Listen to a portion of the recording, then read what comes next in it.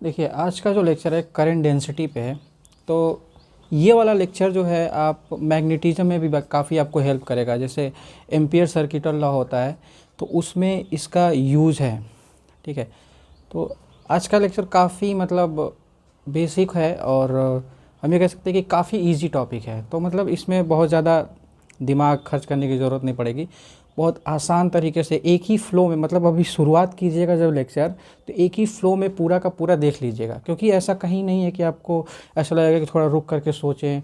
बिल्कुल एक ही कॉन्सेप्ट पे पूरा ये लेक्चर ख़त्म हो जाएगा, बीच में कोई कॉन्सेप्ट आने वाला है नहीं।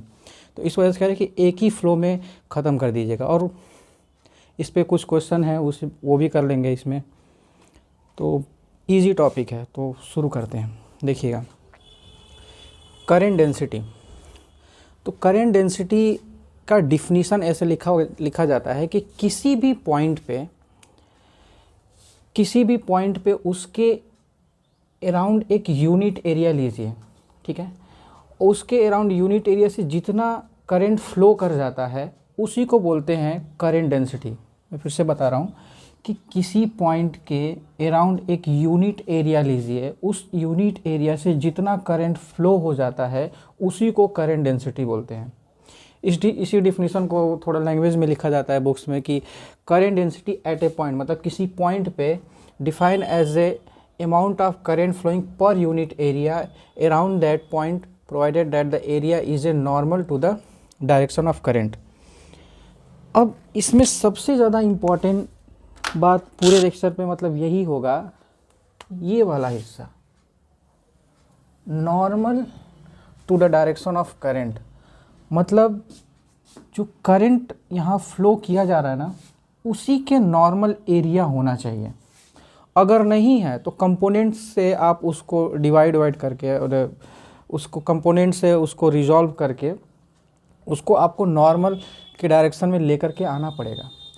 अच्छा, एरिया जो होता है एक स्केलर क्वांटिटी होती है, लेकिन फिजिक्स में उसको कई जगह यूज करने के लिए मतलब उसको वेक्टर की तरीके से भी यूज किया जाता है। तो एक होता है एरिया वेक्टर। तो सुनिए, मैं एरिया वेक्टर का आपको थोड़ा बहुत कॉन्सेप्ट आपको दिखा देते हैं। जैसे मान लीजिए कि मेरे पास एक कोई बुक है, अभी इस वक्त ये इसका कुछ एरिया है। ठीक है, तो अगर मैं ये पॉइंट आउट करूं कि इसकी ये नॉर्मल है, तो इस एरिया का एरिया वेक्टर जो है इधर की तरफ होगा, मतलब हमेशा सरफेस के परपेंडिकुलर होगा। एरिया वेक्टर, एरिया की बात नहीं कर रहे, area is a scalar quantity, लेकिन एरिया वेक्टर जो है उसके हमेशा परपेंडिकुलर होगा area plane of the area के। तो अब ये किस चीज़ की बात कर रहा है, ये वेक्टर की बात कर रहा है कि करंट की? देखिए, ये कह रहा है ये नॉर्मल जब बात कर रहा है ना, normal to the direction of current, तो ये स्केलर वाला जो पार्ट है, स्केलर मतलब magnitude of the area vector की बात कर रहा है, यानी कि इसकी बात कर रहा है, इस वाले एरिया की। और फिर हम कहेंगे कि अब ये जो है ये क्या है, ये तो वेक्टर है, और ये वेक्टर जो है इस जे के क्या है, पैरेलल है। तो ये पैरेलल तभी हो पाएगा जब ये वाला जो एरिया है करंट डेंसिटी के परपेंडिकुलर हो, करंट डेंसिटी के परपेंडिकुलर हो। तो अभी कोई बात नहीं, अभी नहीं समझ में आएगा तो थोड़ा हम धीरे धीरे सब समझा ले जाएंगे। तो देखिएगा, डिफाइन है कि इसके डिफिनीशन के कारण हम लिखेंगे current density J equal to current flow through a unit area. किसी भी पॉइंट से एक यूनिट एरिया से करंट फ्लो कर गया, उसको ऐसे लिखेंगे। और हम यहाँ पे जानबूझ करके n लिख रहे हैं क्योंकि ये जो होगा नॉर्मल टू द करंट होगा। ये चीज़ इंपॉर्टेंट है, नॉर्मल टू द करंट होगा। ठीक है, अच्छा, इसको हम ऐसे भी लिख सकते हैं, J इक्वल टू हम जानते हैं I equal to q by t होता है, तो AN इक्वल टू ऐसे भी लिख सकते हैं। ठीक है, बहुत बेसिक लेक्चर है, बिल्कुल भी आसान टॉपिक है ये। ठीक है, अब इस चीज़ को रफ करते हैं, नोट डाउन कर लीजिएगा इसको।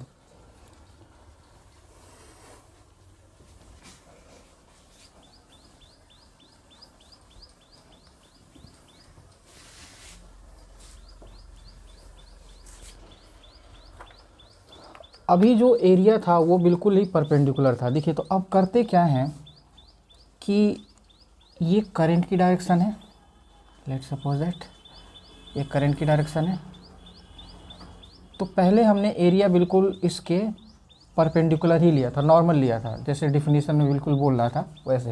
लेकिन हम जनरल ले रहे हैं, मतलब मान लेते हैं कि एरिया कुछ इस तरीके से है, और इस एरिया जो इस तरीके से, यानी कि ये जो एरिया है, अब इसका जो एरिया वेक्टर होगा इस एरिया के प्लेन ऑफ इस एरिया के परपेंडिकुलर होगा। यानी कि मैं कह रहा हूँ कि वो इस तरीके से होगा। ये एरिया वेक्टर है और ये स्केलर है, ठीक है, इस तरीके से। और जो करंट है वो किधर की तरफ है, इधर की तरफ, ठीक है, ऐसे है। तो इन दोनों के बीच अब देखिए थीटा एंगल बन रहा है, और हमें चाहिए इस करंट की डायरेक्शन में, इस करंट की डायरेक्शन में इसका एरिया वेक्टर चाहिए। करंट की डायरेक्शन में एरिया वेक्टर चाहिए। मैं कह रहा हूँ, क्यों कह रहा हूँ आप देखते जाइए बस, कि इस एरिया वेक्टर का इधर कंपोनेंट क्या करेंगे, ये लेंगे ए कॉस थीटा, इधर की तरफ आएगा। तो एक्चुअल में मैं कर क्या रहा हूँ कि ये जो अभी मैंने बोला था कि करंट की डायरेक्शन जिधर है उसी के परपेंडिकुलर हमें एरिया लेना है, उसी के परपेंडिकुलर एरिया लेना है, पर इसके परपेंडिकुलर तो एरिया है ही नहीं। तो वो एरिया, ये जो वेक्टर, ये जो मैंने कंपोनेंट बनाया है, यही कंपोनेंट तो यहीं होगा। एक्चुअल में ये यही चीज़ है, और मैं ये कह रहा हूँ कि ये ऐसे लाइन इसके सेंटर से पास कर रही है, तो यही थीटा है। और इसी एरिया का, इसी ये जो एरिया, मतलब मान लेते हैं ये ए डैश है, तो यही ए डैश क्या होगा, ए कॉस थीटा होगा, यही तो ए कॉस थीटा होगा। तो ए कॉस थीटा, तो मैंने कहा कि ये एरिया इधर की तरफ और इसका कंपोनेंट ए कॉस थीटा इधर की तरफ, तो यही ए कॉस थीटा, यानी कि ये जो मेरे लिए ये काम का एरिया है, क्योंकि मेरी डिफिनीशन ही यही थी कि एरिया के जो परपेंडिकुलर जो करंट के परपेंडिकुलर जो एरिया होगी, जो करंट के परपेंडिकुलर जो एरिया होगी उसी एरिया को हम लेंगे। तो फिर लिख रहे हैं करंट डेंसिटी, तो J इक्वल टू यहाँ पे हो जाएगा I बाई, अब ए एन कौन है, एक्चुअल में यही तो ए एन है। अगर ठीक से लिखें, चलिए ए डैश ना कर ए एन लिख देते हैं, तो ए कॉस थीटा ये हो जाएगा ऐसे। अब फिर क्या बोलते हैं, इसको इधर भेजते हैं, तो ये जे ए कॉस थीटा बन जाएगा। अब जे ए कॉस थीटा, तो हम जानते हैं कि वेक्टर में ए डॉट बी का प्रोडक्ट जो होता है वो a b dot product a cos theta ही, एक्चुअल में ये स्केलर प्रोडक्ट होता है, ए कॉस थीटा होता है। तो मतलब इन दोनों को हम ऐसे लिख सकते हैं, तो यहाँ पे हम लिख सकते हैं I equal to J dot A vector, ठीक है। अब देखिए, इसको बोलते हैं स्केलर प्रोडक्ट, डॉट प्रोडक्ट को स्केलर प्रोडक्ट भी बोलते हैं। तो यानी कि इन दोनों का प्रोडक्ट जो होता है वो स्केलर होता है, ठीक है। तो स्केलर होता है यानी कि इन दोनों का, अब ये दोनों जो है वेक्टर हैं, यानी कि मैं कह रहा हूँ कि जे भी वेक्टर है और ए भी वेक्टर है, लेकिन ये क्या है, स्केलर है। हम पहले ही पढ़ चुके हैं कि करंट जो है स्केलर होता है, वो एक्चुअल में टेंसर कहते हैं, लेकिन अब रहने दीजिए, उसको स्केलर ही बोलेंगे। स्केलर है। तो देखिए यहाँ पर अब इसकी बात आती है डायरेक्शन की, सबसे बड़ी बात कि डायरेक्शन क्या होगी भाई करंट डेंसिटी की। तो करंट डेंसिटी की डायरेक्शन वही होगी जो करंट की डायरेक्शन होगी, मतलब करंट जिस डायरेक्शन में है उसी डायरेक्शन में करंट डेंसिटी की डायरेक्शन होगी। और एक्चुअल में करंट डेंसिटी बनाया ही इसलिए गया था क्योंकि हम इसको वेक्टर की तरीके से नहीं मान पा रहे थे, किसको, करंट को, और वो है नहीं वेक्टर, तो इस वजह से वेक्टर लॉ को नहीं फॉलो करते। तो कुछ ऐसी क्वांटिटी बनाई जाए जो वेक्टर की तरीके से काम करे और करंट के साथ उसको ले लिया जाए, और ताकि हमें कैलकुलेशन में काफ़ी आसानी हो। और ये आसानी कैलकुलेशन अब जब एम्पियर सर्किटल लॉ पढ़ेंगे तो उसमें इसका यूज़ है करंट डेंसिटी का। तो एक्चुअल में उसका यूज़ करने के लिए ही, इसकी डायरेक्शन को यूज़ करने के लिए ही करंट डेंसिटी का मतलब कॉन्सेप्ट निकाला गया, ठीक है। तो ये चीज़ हो गई। अब इस चीज़ को आप नोट डाउन कीजिए, फिर आगे चलते हैं। ये अब देखिए, थोड़ा सा एक और देख लीजिएगा। अब छोटे क्वेश्चन मतलब बिल्कुल भी मतलब फॉर्मूला बेस्ड, जिनको मतलब देखते ही कहेंगे कि ये तो करने की ज़रूरत नहीं है, लेकिन होगा क्या कि आपको दे देगा A vector is equal to 2i cap plus 3j cap. मैं जहाँ से क्वेश्चन बन सकते हैं मैं वो बताते जा रहा हूँ। J equal to 3k cap मतलब ऐसे ही 4i कैप। तो इस तरीके से दे देगा। तो फाइंड आउट द करंट, मतलब ए वेक्टर दे दिया, बी वेक्टर दे दिया, तो इन दोनों का डॉट प्रोडक्ट ले लेंगे तो करंट जो हो जाएगा, मैं एग्जांपल के तौर पे बता रहा हूँ, ठीक है, ये भी इतने छोटे क्वेश्चन नहीं कराने वाले।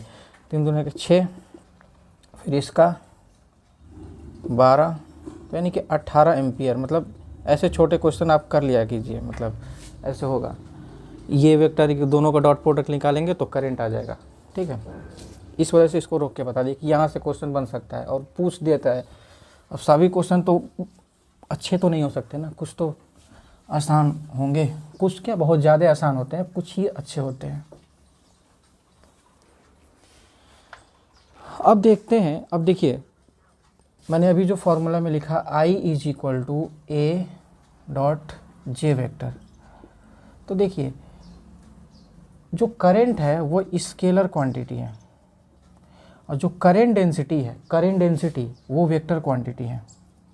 तो ये भी छोटे छोटे चीज़ में पूछ देगा कि current density is a scalar quantity और वेक्टर क्वांटिटी, वो वेक्टर क्वांटिटी है क्योंकि उसकी डायरेक्शन हमने करंट से ली है, ठीक है। करंट की जो डायरेक्शन होगी वही करंट डेंसिटी की डायरेक्शन होगी, ठीक है। तो current is a scalar quantity but current density is a vector quantity, ठीक।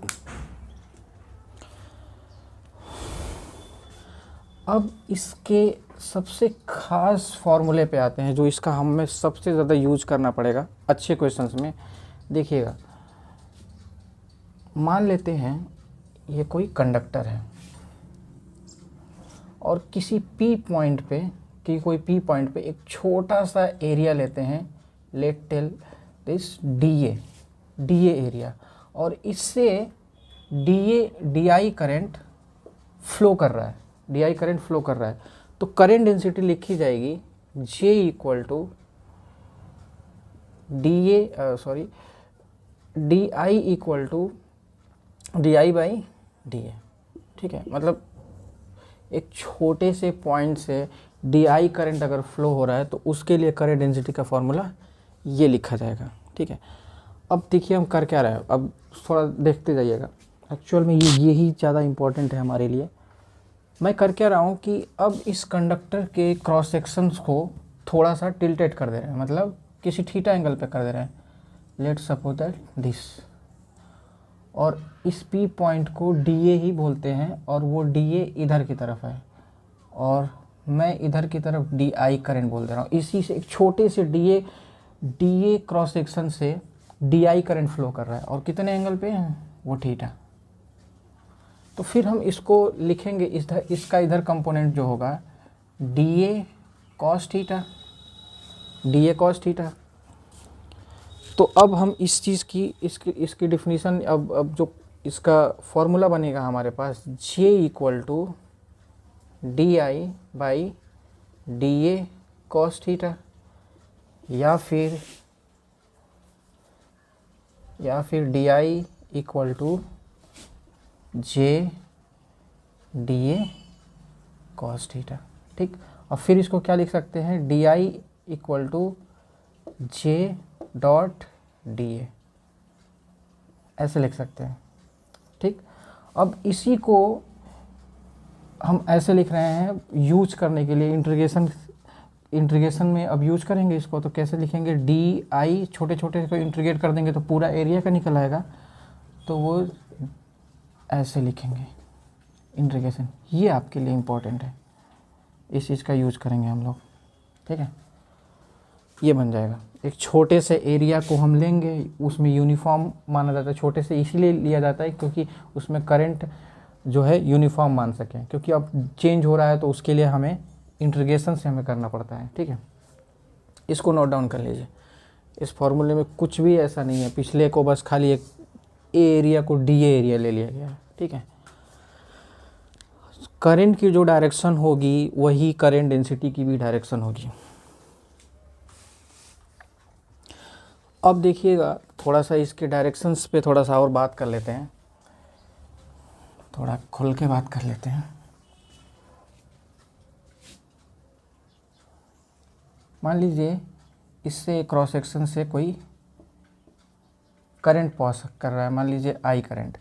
तो मैंने कहा कि इधर की तरफ ही करंट डेंसिटी है और इधर की तरफ ही करंट है, तो करंट की डायरेक्शन और करंट डेंसिटी की डायरेक्शन और करंट की डायरेक्शन दोनों सेम होगी, ठीक है। तो बताइए, हम लोग ये भी तो जानते हैं कि पॉजिटिव चार्ज जिधर मूव करता है उधर ही तो करंट भी तो मूव करता है। यानी कि मैं कह सकता हूँ कि पॉजिटिव डायरेक्शन की जो डायरेक्शन होगा वही करंट डेंसिटी की भी डायरेक्शन होगी। अच्छा, हम ये भी कह सकते हैं कि माइनस क्यू चार्ज इसके अपोजिट मूव करेगा, जिधर क्यू चार्ज आता है उसके अपोजिट। तो हम कह सकते हैं कि माइनस क्यू चार्ज के अपोजिट जो होगा, अपोजिट जिधर मतलब माइनस क्यू चार्ज के अपोजिट ही करंट डेंसिटी की डायरेक्शन होगी। यानी कि करंट डेंसिटी जिधर जाएगा उसकी अपोजिट जो है माइनस क्यू चार्ज जाएगा, ठीक है। तो मैं कह सकता हूँ कि करंट डेंसिटी की जो डायरेक्शन है वही करंट की डायरेक्शन है, वही पॉजिटिव चार्ज की डायरेक्शन है, और ठीक उसके अपोजिट निगेटिव चार्ज की डायरेक्शन है, ठीक है। सभी को एक साथ मैंने बता दिया। अभी मैं आपको बताऊंगा कि इलेक्ट्रिक फील्ड के, अब देखिए करंट डेंसिटी, तो current density can be represented by the stream line. तो स्ट्रीम लाइन को रिप्रेजेंट हम एक जगह और करते हैं हाइड्रोडायनामिक्स में, तो जहाँ current flow, water current flow होता है, तो वैसे ही ठीक यहाँ पे करंट डेंसिटी को भी रिप्रेजेंट करेंगे। तो मान लीजिए एक कोई इस तरीके से वेरिएबल क्रॉस सेक्शन का एक वायर है, कंडक्टर है। तो हम कर क्या रहे कि एक स्ट्रीम लाइन का मतलब ये होता है कि जहाँ पे जगह ज़्यादा होती है वहाँ पे स्ट्रीम लाइन्स जो होती हैं काफ़ी दूर दूर होती हैं, जस्ट लाइक दिस।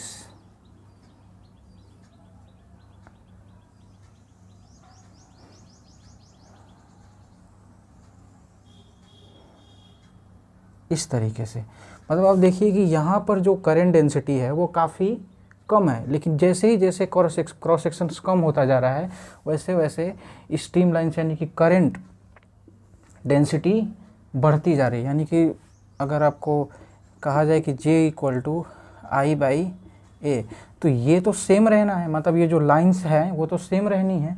एरिया क्या होता जा रहा है, कम होता जा रहा है। तो जब एरिया कम होता जाएगा तो बताइए J बढ़ता जाएगा, और J बढ़ने को रिप्रेजेंट कर रहे हैं इसकी डेंसिटी से, मतलब ये पास आते जा रहे हैं। तो इसी को कहते हैं कि स्ट्रीम लाइन से भी इसको रिप्रेजेंट किया जाता है, ठीक है।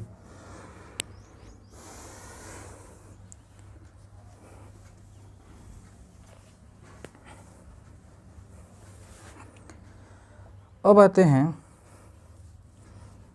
देखिएगा, हम जानते हैं V equal to I R होता है, ये हम जानते हैं ओम्स लॉ। बेसिकली ये ओम्स लॉ का एक स्पेशल केस है, वो भी हम लोग पढ़ेंगे, बस देखते जाइएगा। तो और एक और फार्मूला होता है V equal to E L, ठीक है। तो चलिए शुरुआत करते हैं कि V equal to I R है और V equal to E L लिख सकते हैं। तो I और R की जगह रो एल बाई ए। ये तो छोटी क्लास से ही हमें पता होता है कि रो एल बाई ए होता है, ठीक है। इसको प्रूफ भी किया जाएगा कि एक्चुअली में कैसे होता है। और ये L से L कैंसिल उठा जाएगा। L जो है एक्चुअल में ये कंडक्टर का लेंथ है और इसकी एरिया है, ठीक है, ए एरिया है। तो E इक्वल टू होगा मेरा रो आई बाई ए। अब ये क्या है, करंट डेंसिटी है, तो E इक्वल टू रो जे। तो ये भी वेक्टर है और ये भी वेक्टर है, तो इस फॉर्म में लिखा जा सकता है इसको। तो आप ये देखो कि यहाँ से मुझे प्रूफ हो गया कि इधर का क्वांटिटी वेक्टर है तो इधर भी वेक्टर होना चाहिए। तो देखिए, अब यहाँ से मुझे ये समझ आ रहा है कि ये जो कंडक्टिव रजिस्टिविटी है, तो ये तो एक रजिस्टिविटी जो है किसी कंडक्टर पे ये डिपेंड करता है, मतलब उसके नंबर ऑफ आयंस, ये सारी देखेंगे किसी पे डिपेंड करता है। तो ये तो एक कांस्टेंट क्वांटिटी है और स्केलर भी है, तो ये वाला वेक्टर होगा तो ये भी वाला वेक्टर होगा, ठीक है। अच्छा, एक और तरीके से लिखा जा सकता है इस फॉर्मूले को, rho equal to 1 by sigma, मतलब resistivity is equal to 1 by 1 by conductivity, तो यहाँ पे कंडक्टिविटी लिखेंगे तो E equal to 1 by sigma और ये J, तो इसको हम आगे चल के लिख सकते हैं J वेक्टर, और इसको इधर भेजेंगे तो वो हो जाएगा सिग्मा E। यानी कि इस फॉर्मूले को ऐसे भी लिखा जा सकता है in terms of conductivity, in terms of resistivity. तो देखिएगा ये जो एक्सप्रेशन हमने तैयार किया है ये दोनों, इसको बोलते हैं, इस पूरे डेरिवेशंस जो हमने किए हैं इसको बोलते हैं Ohm's law, vector form of Ohm's law, इस टॉपिक का नाम है। इसी को बोलते हैं vector form of Ohm's law. Ohms law का ही यूज करके ये वेक्टर फॉर्म है ओम्स लॉ का, ठीक है, ये वेक्टर फॉर्म है। अब देखिए इससे क्या क्या चीज़ें हम जान सकते हैं अब इस चीज़ से, वो देखिएगा, ठीक है। इसको नोट डाउन करिए, फिर इसके बाद इसके बारे में एक्सप्लेन करते हैं कि क्या क्या यहाँ से पूछा जा सकता है। नोट कर लिया होगा।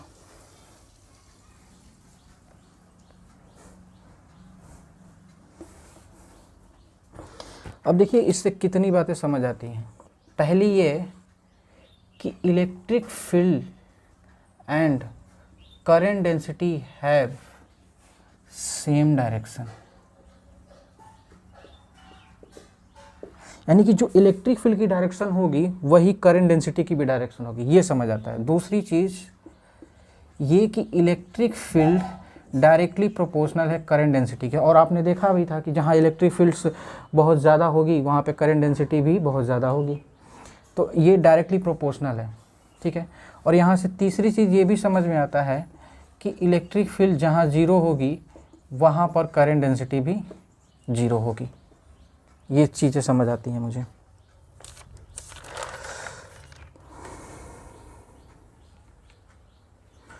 अच्छा, ये समझ आ गया। अब चौथी चीज़ ये है कि अगर E कांस्टेंट होगा, मतलब ये अगर इधर की वैल्यू कांस्टेंट होगी, E कांस्टेंट होगा, तो then current density also constant, क्योंकि अगर इधर की वैल्यू कांस्टेंट है तो इधर की वैल्यू तो कांस्टेंट होनी पड़ेगी। ये तो ऑलरेडी कांस्टेंट है तो इसको मजबूरन कांस्टेंट होना पड़ेगा, क्योंकि इसको कांस्टेंट रखना है इसको। तो इलेक्ट्रिक फील्ड जब कांस्टेंट होगी तो कंफर्म है कि करंट डेंसिटी को भी कांस्टेंट होना पड़ेगा। ये छोटी सी बात है पर इसको मतलब मुझे लगता है कि आपको बहुत दिमाग में गहराई से बैठा लेना चाहिए इसको। Electric field is constant when current density is constant. देखिए किसी फॉर्मूले से उस फॉर्मूले को कैसे देखते हैं, किस नज़रिए से देखते हैं कि उससे आए हुए क्वेश्चंस जो बन सकते हैं, मतलब इससे क्या पूछे जा सकते हैं कॉन्सेप्चुअल क्वेश्चंस, वो सारे के सारे यहीं पे हम लिखा देंगे, ठीक है। एक्स्ट्रा कहीं पे हाथ पैर मारने की ज़रूरत आपको नहीं पड़ेगी, आएगा यहीं से आएगा, बाहर नहीं जाने वाला, ध्यान रखिएगा।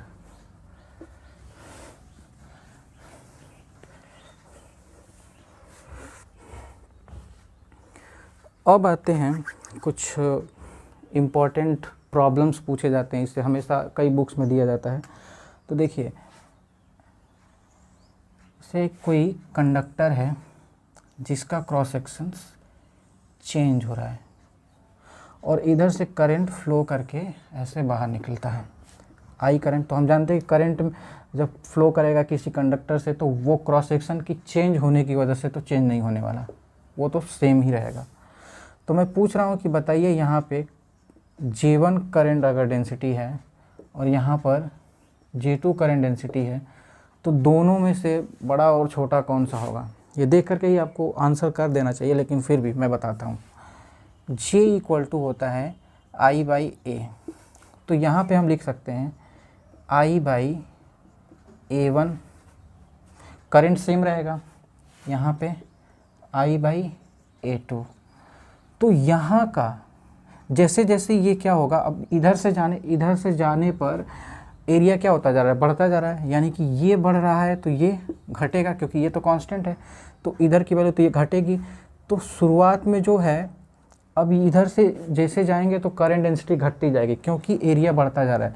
तो सबसे पहले यहाँ पर ये क्या है, सबसे कम है, तो यहाँ पे ये सबसे ज़्यादा होगा, और यहाँ पे ये सबसे ज़्यादा है तो यहाँ पे सबसे कम होगा, यानी कि करंट डेंसिटी J1 जो है वो सबसे यहाँ ज़्यादा होगी और करंट डेंसिटी J2 कम होगी।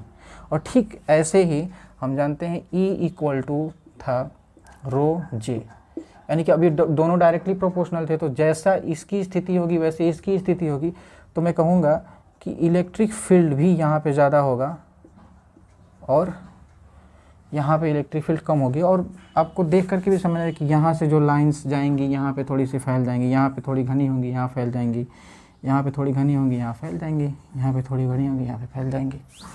इस तरीके से समझ आ गया होगा, ठीक है। इसको नोट डाउन कर दीजिए और फिर आगे चलते हैं।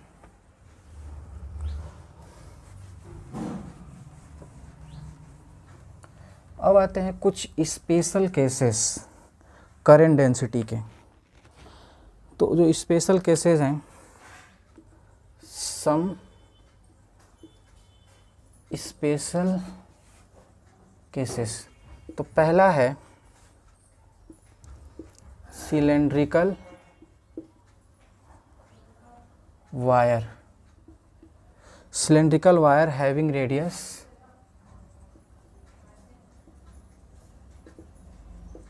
आर, ठीक है। कोई एक सिलेंड्रिकल वायर है, तो मान लेते हैं ये सिलेंड्रिकल कोई एक वायर है और जिसकी रेडियस आर है और इसमें करंट इस तरीके से फ्लो कर रही है, मान लेते हैं आई। तो बताइए इसमें करंट डेंसिटी किस तरीके से लिखी जाएगी। तो बता दें कि जिधर करंट होगा उधर ही करंट डेंसिटी होगा, उधर ही करंट डेंसिटी होगी। और इधर ही, अब ये एरिया जो है बिल्कुल परपेंडिकुलर है, तो इधर का एरिया वेक्टर भी इधर ही होगा। तो कॉस थीटा जो होगा यहाँ पे इन दोनों के बीच का, वो तो 0 है, यानी कि कॉस 0 जो है 1 होता है, ठीक है। तो हम सीधा सीधा ये लगा देंगे कि J equal to I equal to j a cos 0 degree. तो यहाँ पे हो जाएगा J, अब ये पूरा इसका एरिया जो होगा पाई आर स्क्वायर आई, तो ये हो जाएगा। और करंट डेंसिटी लिखी जाएगी J equal to I by pi are square, I by ये एरिया पाई आर स्क्वायर। इतना बहुत आसान है, मतलब इससे आसान कुछ हो ही नहीं सकता मुझे लगता है, ठीक है। अब देखिएगा इसी में क्या चेंज कर रहे हैं, है चीज़ यही, अब चेंज क्या कर रहे हैं। मैं कर क्या रहा हूँ कि करंट अब along द लेंथ नहीं हम फ्लो करा रहे हैं, along the curve surface flow करा रहे हैं इस तरीके से।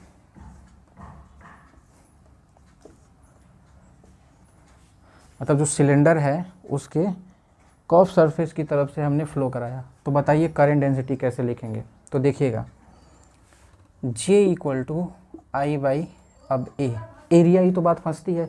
तो एरिया हमें वो लिखना है जो इस करंट के परपेंडिकुलर हो। तो देखिएगा कैसे एरिया परपेंडिकुलर हम ढूंढते हैं। करते क्या है कि इसको 20 से काट देते हैं, और जैसे ही एक सिलेंडर को 20 से काटेंगे तो कुछ इस तरीके से दिखेगा। देखिएगा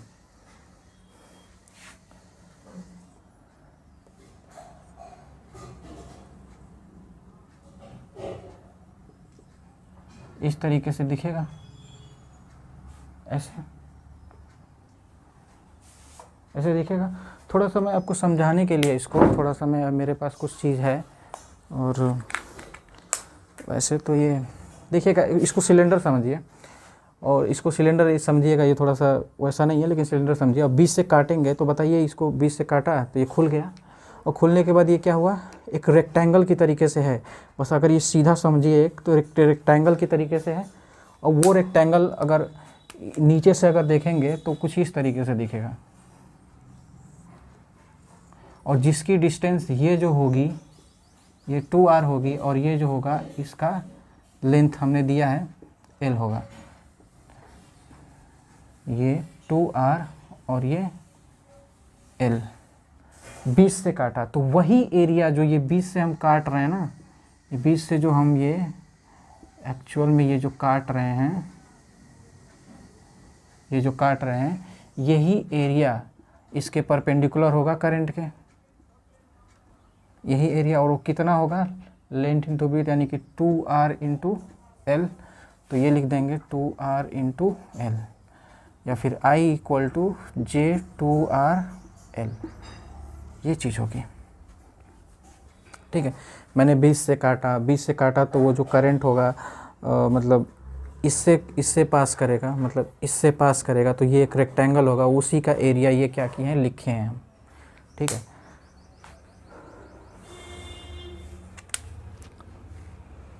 ये रेक्टेंगल दिखेगा, मतलब बिल्कुल साफ क्लियर होना चाहिए कि कैसे ये सॉल्व हो रहा है। ठीक है, और ये बिल्कुल आसान चीज़ है, बस थोड़ा सा विजुलाइज करना है इसमें।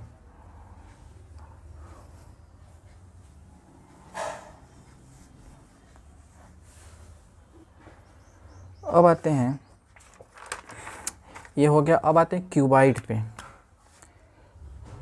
क्यूबाइड शेप कंडक्टर,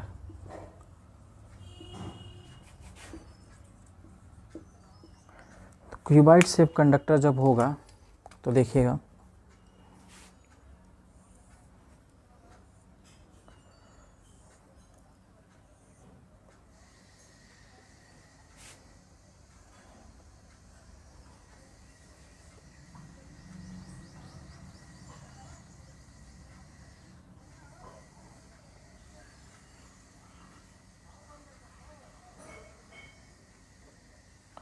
ठीक है। अब इसमें मैं क्या करता हूँ कि तीन फेसेस को हम काफ़ी ज़्यादा जोड़ देंगे, तो ये फेस 1 और ये ऊपर का फेस 2 और ये 3। ठीक है, अब देखते जाइएगा, बहुत गौर से सुन देखिएगा, बिल्कुल आसान चीज़ है। मैं इसकी डायमेंशन दे देता हूँ, ये लेंथ L है और ये लेंथ B है और इसकी हाइट H है। तो थोड़ा समझाने के लिए मैं कुछ चीज़ें यूज़ करता हूँ। लेट्स से देखिएगा, मान लीजिए एक क्यूबाइड है और इसका सामने का फेस इसको हमने 1 दिया, तो इसकी ये जो लेंथ है ये वाली उसको B माना, और ये जो लेंथ है L माना है। ठीक है, और इसकी हाइट H है। तो मैंने इससे पहले करंट फ्लो कराया, ऐसे करंट फ्लो कराया, तो लेट्स सपोज दैट इससे मैंने करंट फ्लो कराया, तो बताइए करंट डेंसिटी क्या होगी जब फेस 1 से हम फ्लो कराएंगे। फेस 1 से जब फ्लो कराएंगे, जब फेस 1 से फ्लो कराएंगे तो ये वाला जो एरिया होगा परपेंडिकुलर होगा, ऐसे करंट फ्लो करा रहे तो यही तो परपेंडिकुलर होगा, ये वाला, ये चाहे ये या चाहे ये होगा। तो अब लिखेंगे इसमें current density J equal to I by, अब ये तो वो होगा H into b, H into b, मतलब ये पूरा रेक्टेंगल H इंटू बी, इसका एरिया H इंटू बी, ये हो गया। तो I equal to J H into b, ये फेस 1 का होगा। ठीक है,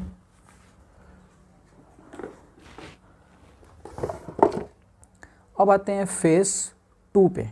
ठीक है, फेस 2 पे, अब फेस 2 पे यानी कि हम ऊपर से करंट फ्लो कराएं चाहे नीचे से, लेट्स सपोज दैट ऐसे फ्लो करा रहे हैं इस तरीके से, तो ये ऊपर की तरफ इस तरीके से जा रहे हैं, यानी कि थोड़ा ठीक से बताएं आपको, तो इस तरीके से करंट फ्लो करा रहे हैं, ऐसे गया और ऊपर से निकल गया। तो अब मेरे काम का एरिया ये है, यही नॉर्मल है नीचे वाला, और वो क्या है, वो ये वाला है नीचे का एरिया, चाहे ऊपर का परपेंडिकुलर होगा, तो वो एरिया जो फेस 2 के लिए होगा, फेस 2 वाला जो एरिया होगा काम के लिए, जो मेरा परपेंडिकुलर एरिया होगा, वो होगा L into b. L into b मतलब L इंटू बी, ये वाला एरिया। ठीक है, तो अब लिखेंगे J equal to I by L into b, तो यानी कि I equal to J L into b, ये होगा। राइट, अब आते हैं फेस 3 से। फेस 3 से आप समझते जाइएगा, बिल्कुल कुछ है नहीं इसमें कि जो आपको समझना है, बिल्कुल आसान है।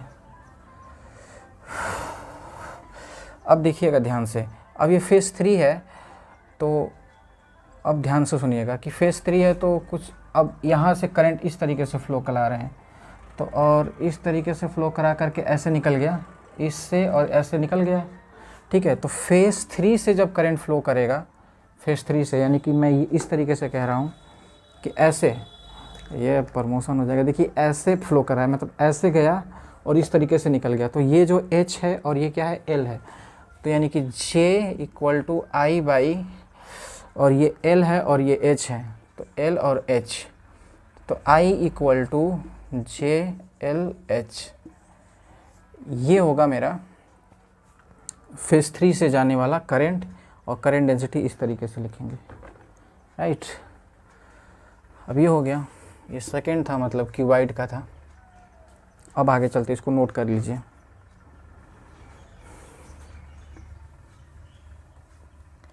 बिल्कुल इस पे कोई दम नहीं है इन क्वेश्चंस में, लेकिन यही चीज़ आपको रेजिस्टेंस में भी एक बार आएगा, लिखा जाएगा एकदम बिल्कुल सेम चीज़, मैग्नेटिज्म में भी रिपीट होगा, आप देखिएगा।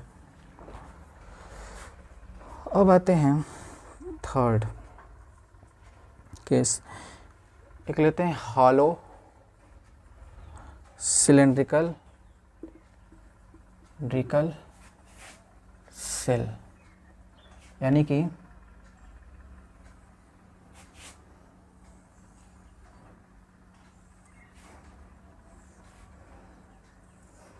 बीच में बिल्कुल भी खाली है, और इसका रेडियस R1 है और इसका रेडियस R2 है। यहाँ से करंट फ्लो किया और यहाँ से करंट फ्लो किया, ठीक है, और बीच में बिल्कुल खाली है, मतलब बिल्कुल खाली है, और ये इसके आसपास ये वाला जो रीजन है, इससे करंट फ्लो कर रहा है, ठीक है। तो बताइए इसकी करंट डेंसिटी क्या होगी। तो थोड़ा इधर से जो बंदा दिखेगा उससे करंट आती हुई दिखेगी इस वाले रीजन से, ठीक है। तो वो कहेगा कि भाई परपेंडिकुलर एरिया तो चलो ठीक इधर से है करंट के, तो बस मेरे काम का ये वाला एरिया है, इसे तो करंट है ही नहीं, तो बस ये वाला उसको शेडेड वाला रीजन चाहिए जिससे कि वो करंट जिसके करंट वो निकाल सके। तो देखिएगा कैसे वो एरिया निकलेगा। तो एरिया निकालने के लिए सिंपल सी बात, बड़े वाले का एरिया वो क्या है, पाई R2 का स्क्वायर, तो पूरे का निकल जाएगा, लेकिन ये मुझे एरिया हटानी पड़ेगी, तो इतना मुझे घटा देना पड़ेगा, सिंपल। अब क्या निकलना है, J equal to I by, अब ये करंट I है और एरिया ये रखेंगे, तो पाई R2 का स्क्वायर माइनस R1 का स्क्वायर, दैट्स इट। तो J equal to I by pi R2, pi बाहर निकाल लीजिए, और ये R1 का स्क्वायर, ये मेरा हो जाएगा। या फिर करंट के फॉर्म में लिखें तो इसको इधर भेज दीजिए।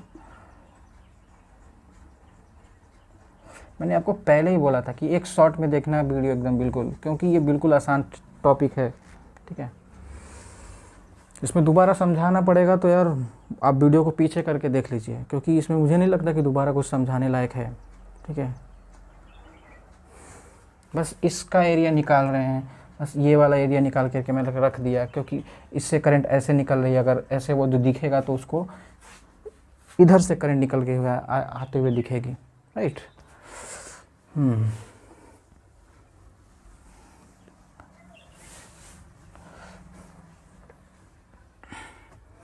अब आते हैं, अभी पता नहीं कौन सा था, चौथा, तो ये स्फेयर है।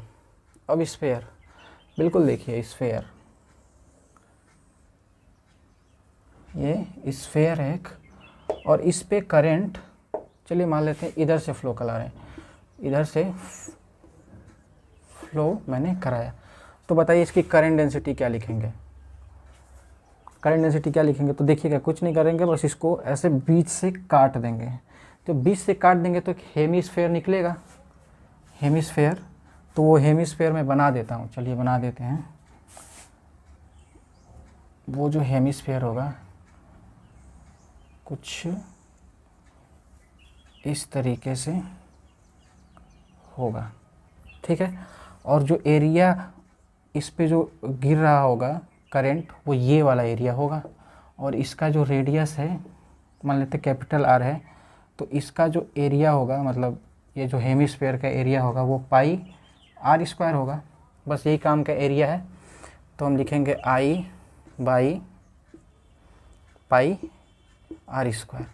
यानी कि मुझे समझ आ रहा है कि इस एक स्फेयर में करंट फ्लो कराना और एक किसी वायर में करंट फ्लो कराना सिलेंड्रिकल में, दोनों का बिल्कुल कंडीशन सेम है है कि नहीं। इसको नोट कर लीजिए, बिल्कुल इसको 20 से काटा तो परपेंडिकुलर वाला एरिया हम ये वाला लेंगे। अच्छा, ये फ्लक्स जैसा है बिल्कुल, आप इलेक्ट्रिक फ्लक्स अगर पढ़ेंगे, मैं पढ़ाऊँगा बिल्कुल अच्छे से उसको, वहाँ पर भी आपको ये सारी चीज़ें यूज होंगी। और फ्लक्स का कॉन्सेप्ट और करंट डेंसिटी का कॉन्सेप्ट बिल्कुल सिमिलर होता है। और ये बिल्कुल भी जो अभी चीज़ पढ़ रहे हैं ये आपको एम्पियर सर्किटल लॉ में यूज होगा। मतलब समझ लीजिए कि एम्पियर सर्किटल लॉ का हम बेस प्रिपेयर कर रहे हैं एक तरीके से। ओके, कह रहा हूँ कि फिजिक्स बिल्कुल आपके ग्रिप में आ जाएगी, बस बने रहिए मेरे साथ। आपके 180 बिल्कुल स्कोर करने में कोई कमी नहीं आएगी यहाँ से, बस बने रहिएगा। अब आते हैं स्पेशल केस हमारा तो ख़त्म हो गया, अब आते हैं नॉन यूनिफॉर्म करंट डेंसिटी। ठीक है, अब यहाँ से थोड़ी सी स्लाइटली डिफ़िकल्टी अगर आपको लगता होगा कि होगा, पर ये डिफ़िकल्ट बिल्कुल यहाँ से भी नहीं, यहाँ से इंटरेस्टिंग है। नॉन यूनिफॉर्म करंट डेंसिटी, देखिएगा। अब इसको नॉन यूनिफॉर्म करंट डेंसिटी को समझने के लिए हमें कुछ क्वेश्चंस के ज़रिए ही समझना पड़ेगा। ठीक है, तो यहाँ पे आपका क्वेश्चन आ चुका होगा। ठीक है, अगर मैं लगा पाया तो मैंने जो लिखा है अपने नोट्स में तो वो यहाँ पे आ गया होगा। तो उसमें आप देखिएगा, आपको दिख रहा होगा कि करंट डेंसिटी जो दी हुई है variable J equal to AR, कुछ इस तरीके से दी हुई है, और कुछ आपको ऑप्शंस दिए हुए हैं। ठीक है, तो वो पूछ रहे हैं कि बताइए if current density through the wire varying, आप पूरा क्वेश्चन एक बार ठीक से पढ़ लीजिए। ठीक है, तो मैं बोल रहा हूँ कि current determine the total electric current flowing through a cylindrical wire of the length L, radius R, if the current density through the wire is varying with the R, इस फंक्शन से। ठीक है, तो अब इस चीज़ को सॉल्व करते हैं। ठीक है, अब जो चीज़ बोल रहा है अब मैं इसको अब लिख करके सॉल्व कराता हूँ। ठीक है, बेसिकली वो ये कह रहा है कि एक कोई सिलेंडर है, तो पहले जो करंट डेंसिटी हम दे रहे थे, मतलब इसमें करंट फ्लो हो रहा है। ठीक है, तो पहले जो करंट डेंसिटी की हम बात कर रहे थे वो तो हम कांस्टेंट मान करके चल रहे थे, पर यहाँ कांस्टेंट नहीं है, वो इस तरीके से वेरी कर रहा है। तो अब इस तरीके से वेरी कर रहा है, तो बताइए करंट कितना होगा। ठीक है, तो अब उस चीज़ को निकालने के लिए हमें इंटीग्रेशन की हेल्प लेनी पड़ेगी। तो अब इंटीग्रेशन की हेल्प लेनी पड़ेगी, तो वो कौन से फॉर्मूला के इंटीग्रेशन मैंने आपको बताया था कि DI equal to integration J, ठीक है, और DA, ये मुझे यूज करना है। और ये आपका DA एरिया निकालना ही आपके लिए एक चैलेंज बन सकता है। तो मेरा पूरा फोकस अब कुछ समय के लिए इस DA एरिया में है।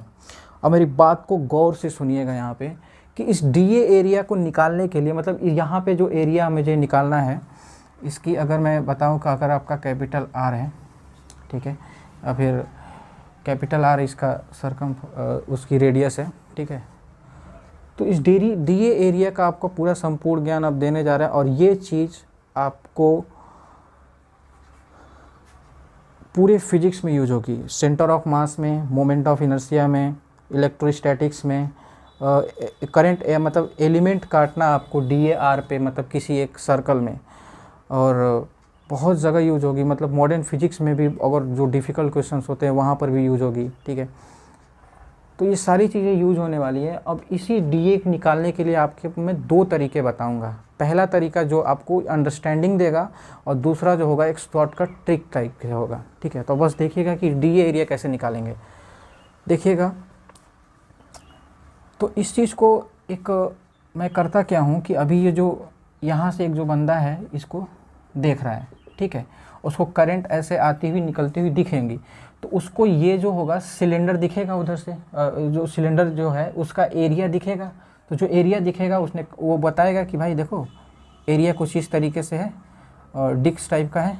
ठीक है, और डिस्क टाइप का है तो मैं करता क्या हूँ कि R डिस्टेंस पे जा कर के एक DR थिकनेस का dr थिकनेस की एक रिंग काट लेते हैं और ये dr थिकनेस की रिंग काट लेते हैं, dr थिकनेस की रिंग।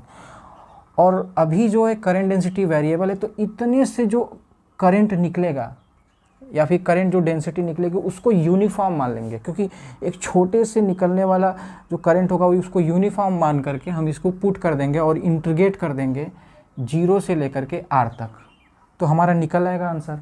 पर ये हमारा dA एरिया इसको निकालना है। तो देखिएगा ये मुझे एलिमेंट निकालना है, मतलब मैंने क्या किया कि r पे जा कर के वो ये एलिमेंट मैंने काटा, ठीक है। मैंने उसको दिखा नहीं पा रहे हैं, उसको इस वजह से यहाँ से साफ दिखा रहे हैं। और इस रिंग का जो एरिया है निकालेंगे, देखिए कैसे निकालने वाले हैं कि अब इसको मैं क्या करता हूँ कि बीच से काट करके फैला देते हैं। चलो बीच का काट करके फैलाएंगे तो कुछ इस तरीके से हो जाएगा ये, और इसकी थिकनेस जो है वो dr है और ये जो है 2πr होगा। ये जो पूरा सरकमफेरेंस है वो 2πr होगा और ये जो इसकी थिकनेस है dr होगी, तो ये एक रेक्टेंगल बन गया। तो रेक्टेंगल बन गया यानी कि इसका लेंथ इंटू ब्रीथ यानी कि ये और ये 2πr इंटू dr, ये इसका dA एरिया निकल आया, ठीक है। ये मैंने पूरा विजुलाइज कराया आपको किस तरीके से एरिया का एक एलिमेंट निकालते हैं dA। तो एरिया का ये एलिमेंट निकाला गया है, एक रिंग निकल करके आता है, ठीक है। पर इतना विजुलाइज आप एग्ज़ाम में तो करोगे नहीं, मगर आपका ये क्वेश्चन आ गया तो एग्ज़ाम में इतना विजुलाइज तो करोगे नहीं। तो देखिए उसका एक कैलकुलस का मेथड है, ठीक है। बस चुपके से बस जान लीजिए और किसी को बताइएगा नहीं, पता तो बहुत लोगों को होगा, बस ऐसे ही। πr² हम जानते हैं, इसका एरिया हमने मान लिया, ठीक है, πr²। अब मुझे इसको डिफ्रेंशिएट कर देते हैं विथ रिस्पेक्ट टू dr, तो पाई इंटू 2r और ये हो जाएगा dA 2πr और इसको dr को इधर भेज दिए। बस मैथमेटिक्स से देखिए एक लाइन में आ गया, मतलब कैलकुलस से आ गया। और कैलकुलस का यूज ही यही है कि एरिया मैंने लिया और किसी एरिया को उसको डिफ्रेंशिएट कर देंगे r के रिस्पेक्ट में, तो उसका एक डिफरेंशियल एरिया निकल आएगा, मतलब एक छोटा सा रिंग का एरिया निकल आएगा। वो करता क्या है, कैसे निकालते हैं, कैलकुलस से, ठीक है। तो बस एरिया लिखा और जो चीज़ वेरी कर रही है, मतलब r को हमने वेरी कराना है तो उसी के रिस्पेक्ट में उसको डिफ्रेंशिएट कर दिया, डायरेक्ट आ जाएगा, ठीक है। और ऐसा इसी के साथ नहीं, वॉल्यूम का भी डिफरेंशियल इसी से निकाला जा सकता है, ठीक है। ये बड़ी काम की चीज़ है, उसको r के रिस्पेक्ट में डिफ्रेंशिएट कर दीजिए, ठीक है। अब फिलहाल मैं इसको रफ कर देता हूँ और उसको ऐसे ही रखता हूँ, अब कैलकुलेशन करेंगे, ठीक है।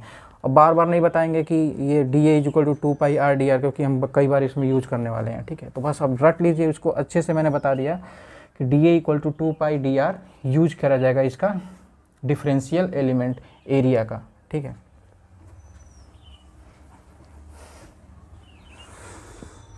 ये अच्छे क्वेश्चन में माने जाते हैं, ठीक है। तो अब आते हैं dA निकल आया, तो अब निकालते हैं di = अब इंटीग्रेशन j तो था मेरा, j = J0 a बाई क्या था, कुछ फंक्शन था यार, एक सेकेंड, AR ये था, ठीक है, ये था फंक्शन। अब आते हैं इस पे, अब यहाँ पे j की वैल्यू रखते हैं। अच्छा, थीटा जो है यहाँ पे बिल्कुल भी 0 होगा, कॉस थीटा 0 होगा, क्यों? क्योंकि यहाँ पर बिल्कुल जिस तरीके से यहाँ पे j होगा उसी डायरेक्शन में भी a ही होगा, क्योंकि टिल्टेड नहीं है, बिल्कुल परपेंडिकुलर है करंट के। तो कॉस थीटा 0 होगा, तो सीधा हम अब j dA लिखेंगे, कॉस थीटा 0 यानी कि 1 हो जाएगा, तो हम लिखेंगे j dA। तो di = अब j की जगह पे AR ये होगा और ये dA की जगह पे वो रखेंगे 2πr dr, ठीक है। अब di A r + r, अब कुछ नहीं, r² हो जाएगा, तो थोड़ा सा लिखते हैं 2πa ये r² और ये dr, ठीक है। इंटीग्रेशन लगा हुआ है और इंटीग्रेशन यहाँ पे, और कहाँ से इंटीग्रेट करेंगे, 0 से लेकर के r, मतलब ये पूरा कैपिटल R है, मतलब ये जो सर्कल है जीरो से लेकर के रन करके कैपिटल आर तक इसको इंटीग्रेट करेगा, जीरो से लेकर के कैपिटल आर तक ऐसे इंटीग्रेट करेगा, ठीक है, जहाँ से लिमिट लगाएंगे हम लोग, ठीक है। तो अब लिखते हैं इसको 2 पाई ए, यहाँ पे आर, ये आर क्यूब हो जाएगा, आर क्यूब बाई 3, तो I equal to 2 pi A R, और यहाँ पे जीरो से लेकर के आर तक इसकी लिमिट है, तो upper limit minus lower limit, तो आर क्यूब बाई 3 माइनस 0, ये होगा, तो ये होगा 2 pi A are into are का क्यूब बाई 3, तो ये कैंसिल आउट होगा, तो ये आर स्क्वायर होगा, ठीक है। तो अब इसको यहाँ पे लिख देते हैं, आई इक्वल टू, मेरे पास जो आंसर आया, I equal to 2 pi A I 3 R का स्क्वायर, ये मेरा आंसर आ जाएगा, ठीक है। देखिए कितना आसान है सारा, मैंने आपको जो जिस चीज़ से क्वेश्चन फंस सकता है, वो डी ए एलिमेंट निकालने में आपको अगर परेशानी होगी तो वही चीज़ पे मैंने पूरा फोकस करके एक शॉर्टकट ट्रिक भी बता दिया, और बाकी सारी हमने क्या किया है कि जे की वैल्यू उठा करके यहाँ पे रखी है, तो जे कॉस थीटा 0 है, तो जे की वैल्यू उठा करके रखी, फिर डी ए रखा, इसकी वैल्यू 1 हो गई, फिर मैंने क्या किया, कैलकुलेशन किया, तो वो भी सारा ठीक से बता देते हैं। ए कांस्टेंट है 2 पाई ए, 2 पाई भी कांस्टेंट है तो बाहर निकाला, आर भी कांस्टेंट है, इसका कैपिटल आर वो तो चेंज नहीं होने वाला ना, वो तो जितना सिलेंडर बड़ा है वो तो उतना ही रहेगा, तो आर को बाहर निकाला, और आर वेरी कर रहा है क्योंकि यही देखो मतलब मैं बता रहा हूँ कि अगर डी टी है तो अगर टी लगा हुआ है तो वो वेरी करेगा, अगर आपको डी एक्स लगा हुआ है तो एक्स वेरी करेगा, मतलब जो डी के बगल में होता है वही वेरी करता है, मतलब पहचानने का वेरिएबल का तरीका बता रहे हैं, ठीक है, जिसको दिक्कत होती है। तो आर है तो आर ये वेरिएबल है, तो ये दोनों अब ये इंटीग्रेट किए जाएंगे, तो ये आर का क्यूब होगा बाई 3 होगा, ठीक है, ये इंटीग्रेशन का फॉर्मूला लगाए हैं, ठीक है, वो होगा। फिर उसके बाद आर की यहाँ पे रखी गई आर क्यूब बाई 3 यहाँ पे, फिर उसके बाद upper limit minus lower limit रखा, फिर मैंने आर को कैंसिल आउट किया, फिर ये पूरा 2 पाई ए आर यहाँ पे रख दिया, ठीक है, मैंने पूरा फिर से बता दिया, इसमें कोई अब दिक्कत नहीं होनी चाहिए, ठीक है। इसको पूरा अच्छे से नोट डाउन कीजिए, जितने अच्छे तरीके से हमने बताया उतने अच्छे से आप भी नोट डाउन कीजिए। अब ये नेक्स्ट क्वेश्चन है आपका, ठीक है, तो आपको यहाँ पे क्वेश्चन दिख गया होगा कि करंट की वैल्यू दी हुई है, तो पूछ रहा है कि बताइए नीटा कितना होगा, ठीक है। एक सिलेंडर है जो हॉलो सिलेंडर है, और उसमें इनर रेडियस आर है और आउटर रेडियस 2r है, और जे की वैल्यू आपको ये दी गई है, तो बताइए नीटा की वैल्यू क्या होगी, ठीक है। अच्छा ये क्वेश्चन थोड़ा हायर लेवल में है, ठीक है, तो ऐसे क्वेश्चन भी एक कर लेने चाहिए, ठीक है। और अपने से एक बार इस क्वेश्चन को ज़रूर ट्राई कीजिएगा, मतलब एक बार मेरे कराने के बाद आप 1 से 2 बार अगर सॉल्व कर लेंगे एक बार समझने के बाद, तो ये आपका पूरा बिल्कुल आपके हाथ में हो जाएगा, ठीक है, आपका लेवल सच में ये इंक्रीज कर देगा। अब देखिएगा आपको ऑप्शंस दिए गए होंगे, क्वेश्चन में दिख गया होगा, ठीक है, तो मुझे ये नीटा निकालना है, तो चलिए शुरू करते हैं। तो डी आई इक्वल टू हम जानते हैं कि जे डी ए होगा, और ये डी ए पे काफ़ी मैंने जोड़ दिया है, वो होगा 2 पाई आर डी आर, ठीक है, काफ़ी अच्छे से बताया, दो तरीके से बताया, एक पूरा विजुअलाइज करके और एक कैलकुलस मेथड से। तो कैलकुलस मेथड से आप एग्ज़ाम में कीजिएगा, और आर से 2r मुझे लिमिट लगानी है, ठीक है। तो जे की वैल्यू उठा करके रखते हैं, तो जे नॉट आर प्लस आर, ठीक, और डी ए की वैल्यू 2 पाई आर डी आर। अब इसी को इंटीग्रेट करना है आर से 2r, और ये आई, ठीक। अब थोड़ी मुझे जगह चाहिए, ये मैंने आपको समझाने के लिए बताया था, ठीक है। और एक और बात बता दें कि यहाँ से आर पे जा कर के डी आर की थिकनेस काटेंगे, बिल्कुल जैसे पिछले वाले क्वेश्चन में हमने किया था, बिल्कुल वैसे ही उसको डायरेक्ट हमने यहाँ पे लिखा है। और यहाँ पे अब जे नॉट बिल्कुल कांस्टेंट है तो बाहर आ जाएगा, कैपिटल आर भी कांस्टेंट है, 2 पाई भी कांस्टेंट है, बाहर निकाल लेंगे, और आर है तो 2 आर की स्क्वायर और डी आर, और यहाँ पे आर से 2r, तो जाएगा जे नॉट 2 पाई आर, अभी इसका आर क्यूब होगा तो आर क्यूब बाई 3 और आर से 2r। तो अब 3 बाहर निकाल लेंगे यहाँ से, 3 जब बाहर निकालेंगे तो जे नॉट 2 पाई बाई 3r, और यहाँ पे upper limit minus lower limit, तो ये रखेंगे यहाँ पे 2r का क्यूब माइनस r का क्यूब, ये हो जाएगा 8r का क्यूब, तो जे 2 पाई 3r इंटू यहाँ पे अब ये 8r होगा तो 8r का क्यूब माइनस r का क्यूब, ठीक। अब ये 7r का क्यूब हो जाएगा, मतलब 8 में से ये माइनस हो जाएगा तो 7 बचेगा, जे 2 पाई और ये 7r का क्यूब बाई 3r, ठीक है। अब ये कैंसिल हो जाएगा तो r स्क्वायर बचेगा, ठीक है। मैं थोड़ा यहाँ लिख देता हूँ उसको सॉल्व करने के लिए। तो हमारा आंसर आ जाएगा टोटल i इक्वल टू हमारे पास आएगा ये 7 का 7 14, जे नॉट पाई ये जे नॉट है, ठीक है। जे नॉट 2 पाई को तो मल्टीप्लाई कर दिया बाई 3, और कुछ बच रहा है? Everything is clear?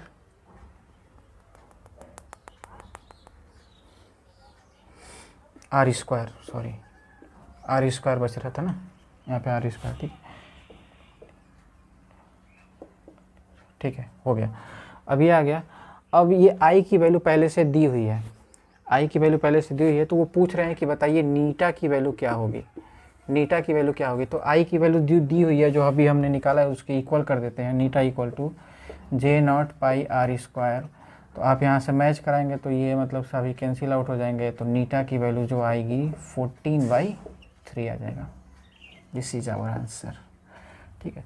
काफ़ी ठीक क्वेश्चन है, मतलब नीट में अगर आया ये क्वेश्चन तो काफ़ी हाई, मतलब वो कहेंगे कि काफ़ी डिफ़िकल्ट है, डिफ़िकल्ट क्वेश्चंस में से आएगा ये। तो अगर आएगा तो ऐसी प्रैक्टिस भी हमें करनी पड़ेगी, ठीक है। तो और जेईई मेन के लिए बिल्कुल भी सफिशिएंट क्वेश्चन है, जेईई मेन के लिए, एडवांस के लिए भी, मतलब अगर होगा तो आसान क्वेश्चन में होगा ये, जेईई मेन के लिए बिल्कुल भी अच्छा क्वेश्चन है।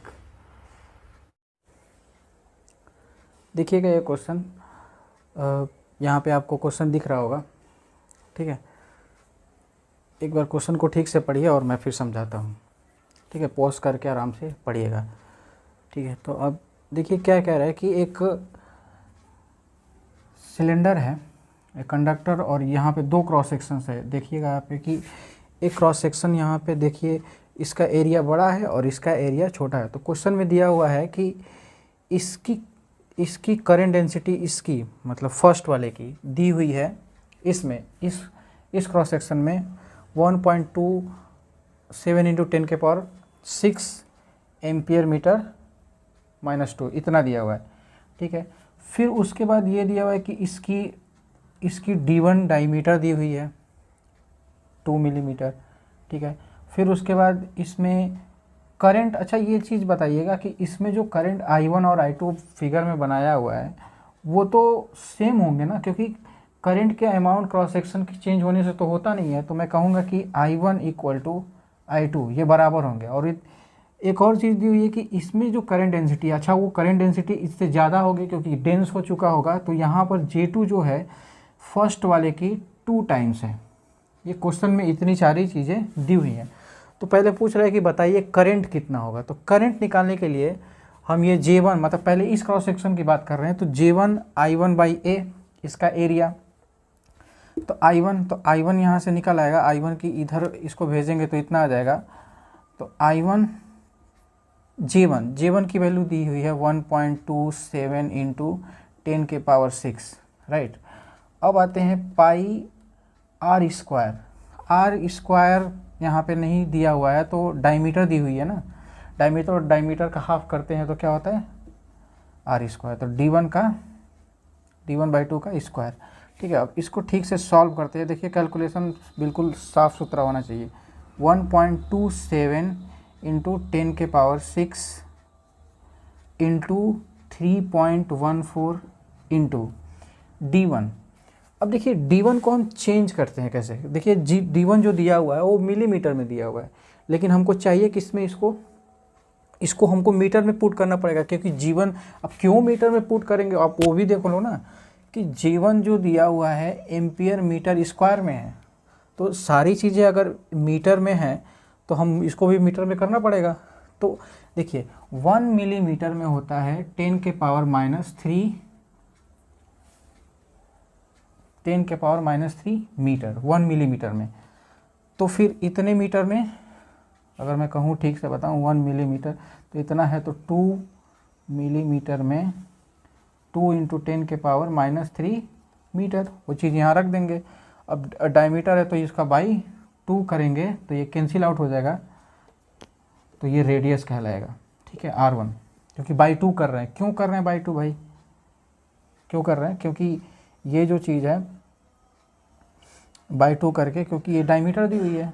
ठीक है, तो अब ये पूरी क्वांटिटी बन जाएगी मेरे पास। d1 जो है इसको लिख देंगे 10⁻³ मीटर, 10⁻³ मीटर, क्योंकि अब ये कैंसिल आउट हो जाएगा, तो -3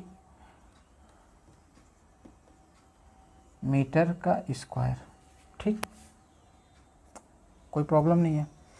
अब इसको सॉल्व करेंगे। I1 equal to 1.27 into 314 into 10⁻, अब देखिए 10⁻6 और ये हो जाएगा -6, चलिए लिख देते हैं -6।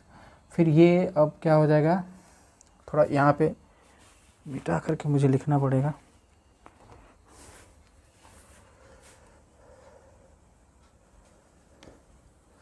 तो I1 की जो वैल्यू है 1.27 इंटू 314 इंटू, अब ये क्या है 10⁻6 -6, क्योंकि अगर ये दोनों सेम होते हैं तो इसके पावर्स जुड़ जाते हैं। ठीक है, बेस सेम होते हैं तो पावर जुड़ जाते हैं मल्टीप्लाई में। बस छोटी छोटी चीज़ें आप बस ध्यान रखिएगा। अब इसके बाद हो जाएगा ये 0 हो जाएगा। अब इन दोनों का मल्टीप्लाई कीजिए, तो अब इन दोनों का जब मल्टीप्लाई करेंगे तो आएगा 3.987, मैं डायरेक्ट लिख देता हूँ, मेरे पास है तो 87 एम्पियर। ठीक है, इन दोनों का मल्टीप्लाई कीजिए बस। देखिए कैलकुलेशंस बहुत आसान होती है, एक बार आप कोई कैलकुलेशन करना सीख जाएंगे, मतलब आप करने लगेंगे ना, तो आपको खुद कॉन्फिडेंस होगा। आपकी ये कमज़ोरी, जिस चीज़ की कमज़ोरी है उसी को ताकत बना लीजिए। डेली आप कैलकुलेशन वाले ऐसे छोटे छोटे कैलकुलेशन डेली बस 4 या 5 क्वेश्चन सॉल्व कीजिए डेली। आप देखेंगे कि जैसे ही 21 डेज पास होगा ना, आप देखेंगे कि यार ये तो कुछ भी नहीं, इससे फालतू का हम डरते थे,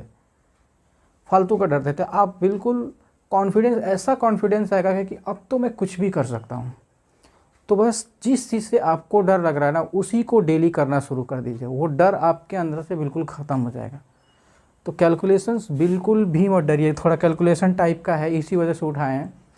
बिल्कुल भी कैलकुलेशन से बिल्कुल मत डरिएगा। डेली आप, मैं कह रहा हूँ ना कि डेली आप सुबह उठ करके 4 से 5 मूड फ्रेश है, 4 से 5 न्यूमेरिकल कीजिए, इस टाइप के फार्मूला बेस्ड ही, जिसमें कॉन्सेप्ट ना लगे चलो न्यूमेरिकल ही है, आपका पूरा ख़त्म हो जाएगा, मतलब कैलकुलेशन का डर। ठीक है,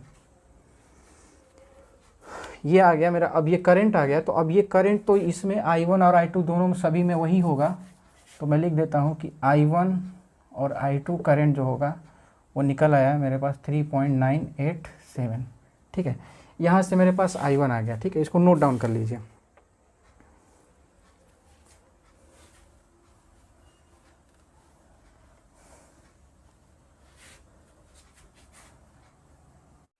अब ये देखिए सेकंड क्वेश्चन में अब हम लोगों ने करंट निकाल लिया, I1 और I2 क्या होंगे, दोनों इक्वेट होंगे। तो हमारे पास पूछा है वो D2 पूछा हुआ है। ठीक है, तो हम जानते हैं कि करंट जो होगा I1 और I2 दोनों में क्या होंगे, इक्वल होंगे। तो अगर मैं कहूँ कि J1 इक्वल टू, तो I1/A1 होगा, तो यहाँ से लिखेंगे I1 इक्वल टू J1A1। ठीक वैसे ही I2 इक्वल टू J2A2 होगा, और ये दोनों इक्वेट करेंगे तो J1A1 J2A2, ठीक है। फिर यहाँ पे J1 इंटू पाई D1/2 का होल स्क्वायर, R है ये डायमीटर का /2 होता है। फिर J2, फिर D2/2 का होल स्क्वायर पाई, ठीक है पाई। तो अब यहाँ से ये पाई पाई कैंसिल होगा और J1 D1 का होल स्क्वायर बाई 4। अब ये J2 की जगह पे, सॉरी पाई यहाँ पे है ना J2, और J2 की जगह पे 2I1 D2 का स्क्वायर बाई 4, ये कैंसिल आउट होगा, ये कैंसिल आउट होगा, तो D1 का square is equal to 2 D2 का होल स्क्वायर। फिर यहाँ से मेरे पास D1 तो पहले से पता है 2 मिलीमीटर, तो मेरे पास D2 चाहिए, D2 का whole square equal to D1/2 का होल स्क्वायर। फिर यहाँ से मुझे D2 इक्वल टू, दोनों का रूट लेंगे, तो अगर इसको इधर भेजेंगे तो रूट में D1/2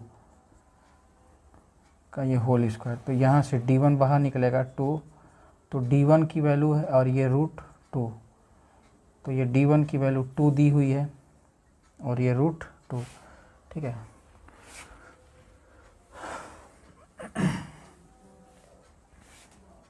तो D2 इक्वल टू मेरे पास होगा 2/√2, ऊपर नीचे √2 से मल्टीप्लाई करेंगे,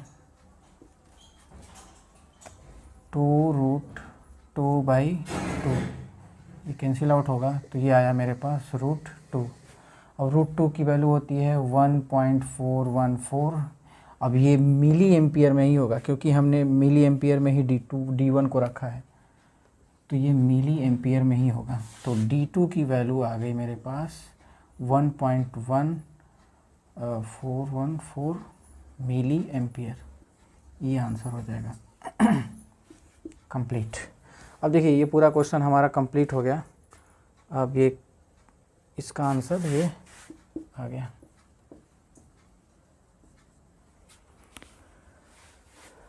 अब इसको, अब जितने क्वेश्चंस हमने कराए हैं उसको एक बार रिवाइज करके कम से कम 5 टाइम्स उसको रिवाइज कीजिएगा, तब जाकर के ड्रिफ्ट वेलोसिटी पे शिफ्ट करेंगे। मतलब जो अब ड्रिफ्ट वेलोसिटी का जो लेक्चर आने वाला है थोड़ा सा कॉम्प्लिकेटेड है, और कॉम्प्लिकेटेड इन द सेंस हम ये कहें कि थोड़ा सा लॉजिकल है, मतलब ऐसा नहीं है कि रटने वाला है, बिल्कुल लॉजिकल है।